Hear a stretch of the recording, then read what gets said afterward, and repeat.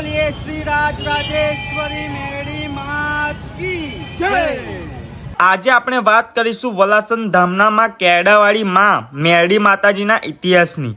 લોકવાયકા મુજબ આશરે 400 વર્ષ પહેલા વણઝારાઓ એક ગામથી બીજે ગામ ફરતા હતા ત્યારે વણઝારાઓ રાત્રિ રોકાણ વલાસન ગામે કરે છે અને મેરડી માતાજીને એક કેળાના ઝાડ નીચે સ્થાપિત કરે છે અને સવાર પડતા જ વણઝારાઓ બીજે ગામ જવા નીકળી જાય છે અને ત્યારે તે જ જગ્યાએ મેરડી માતાજીને ભૂલી જાય છે અને અડધે જઈને વણઝારાઓને યાદ આવે છે કે આપણે મેરડી માતાજીને તો જ ભૂલી ગયા।